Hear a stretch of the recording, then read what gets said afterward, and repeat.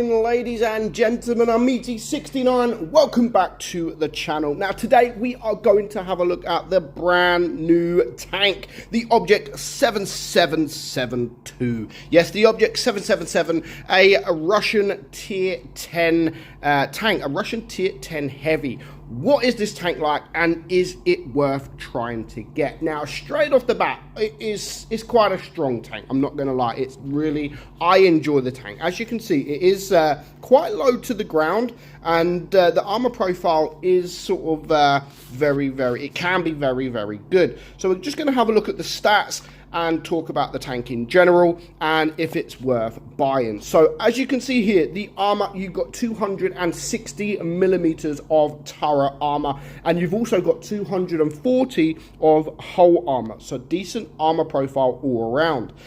You've got DPM 2908, not bad DPM if you ask me. That is with me running calibrated shells to up that pen. I prefer playing it like a heavy, and if I'm going to play it like a heavy, I want more penetration. I don't mind too much about the DPM. So 2908 DPM is acceptable for a tank that you play like a heavy.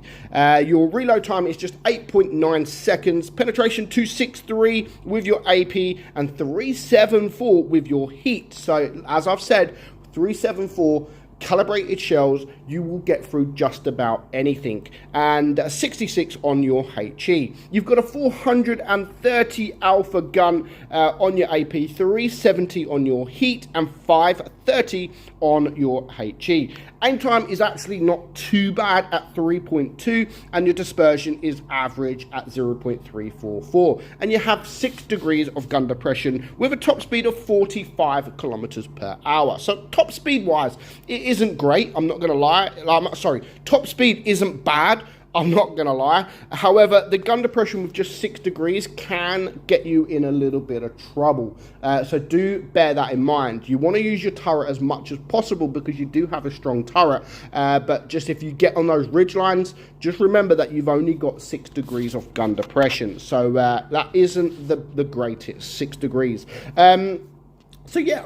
It's a nice tank. It's a nice looking tank. I love the fact that it is low to ground, but because it is low to the ground, it does make you suffer a bit more with that gun depression when you get on the ridge lines. It just means that you have to go over the ridge lines a little bit more than we would like. So is it worth getting? Now, straight off the bat, no, because it's, I believe, in crates, and yeah, it's going to be a lot of money. It is a tier 10 tank. It's going to be a lot of money.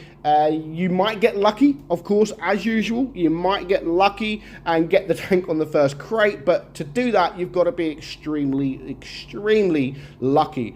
Other than that, unless it's got the charms, which I don't know at this point. By the time the video is released, you should know if it has the charms.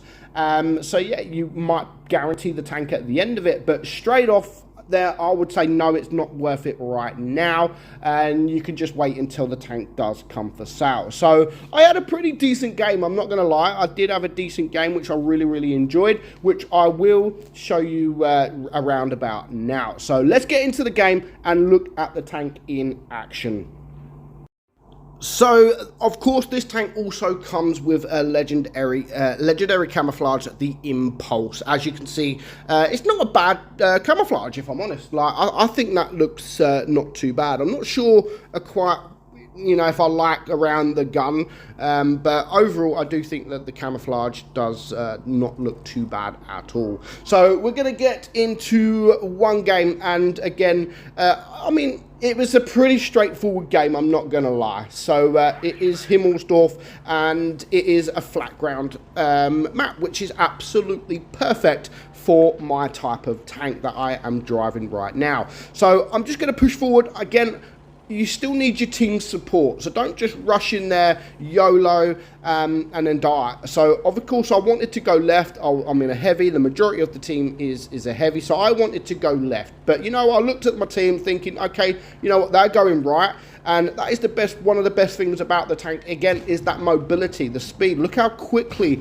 I'm getting around the map. Like, I'm now pushed forward. I'm the furthest forward on our team. And I know that all the other enemy tanks have been spotted, so I am going to push around and play very, very aggressive against this IS-7, because other than the tanks like quite far behind him, like that T-54, I know that this guy is on his own, and my team are going to eventually start to push around and just give me that little bit of support. And as you can see, if you are hold down, you can get them bounces. That is 850 block damage, all from this IS-7 at the moment. And again, because my DPM is slightly better than these, I have able to get the shot off. And yes, I'm using heat. Of course, I want to guarantee the pen, and I don't want to lose my DPM and lose hit points ultimately, because them hit points could become vital later on in the game. So right now, there goes that guy. Again, I'm going to keep pushing around. I'm not going to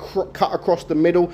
Again, I want to be behind these teams. The back chat is pushing around with me. He doesn't have that much hit points now. He's actually being very, very brave. So I'm going to deal with the E75 now. And again, I managed to get that bounce even from side on. So the armor's very, very troll. It really is troll, and I'm enjoying it. Like, I do think I'm going to really enjoy this this tank. Unfortunately, right now it is in crates, so I don't recommend you guys wasting your money on crates, because you might have to spend quite a bit of money trying to get the tank. So I'm going to leave hopefully the E75 to my tank behind, but of course it took a while, but he did manage to get there. So now the Minotauro is a one shot, but there is an E100 there, and I don't want to just come out to take a shot from the E100 and you know, not being able to kill the Minotauro. My main target right now is that Minotauro, because he is a one-shot. But I just don't want to come out sideways and then get absolutely ripped by the Minotauro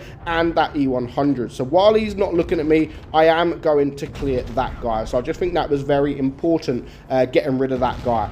So the E100 has now taken out my Yo, and around this side of the battlefield, it is just me versus this E100. Now, the E100 does have alpha. It does have alpha, but I have DPM, and you can see the penetration. I mean, at this point, it makes the E100 look really, really good. Now, I am trying to face hug him, as you can see, trying to wiggle, trying to make it hard for him to penetrate me whilst aiming at his weak points. But as you can see, he didn't really have any problems whatsoever penetrating me. So the armor is troll, but again, by the look of it, in a face hugging position, it doesn't look the greatest. You can see because it's quite low to the ground, he can see my turret. He'll be able to see my weak points. So face hugging isn't the best option for this tank. But so far, I mean, we still blocked 1700 damage. It's now a 2 versus 2. I want to overtake this base, because if I don't, they've got 3 bases, and I really don't want to lose this game. That is very, very winnable,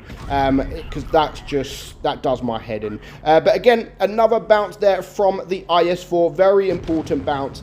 2,100 blocked damage now. And as you can see, the armor profile can work. When you put this tank in the right situation, right positioning, it can work. But, you know, if you go face hugging other tanks or bigger tanks like E100s, they will be able to aim at your weak points and penetrate you very, very easy. But overall, very, very good tank.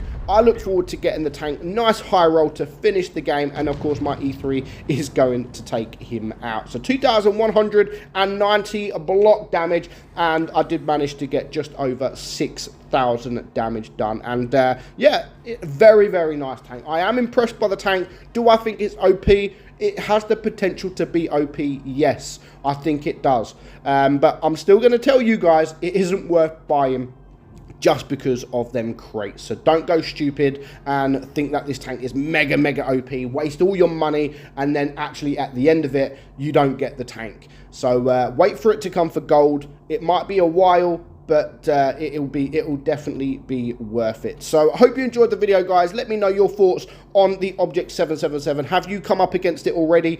Are you going to buy it, no matter if it is in crates or not? But one thing for sure, if you do get it, you are getting a very, very nice tank. So I hope you enjoyed today's video. I'm meadsy69, and I will catch you all very soon. Bye-bye.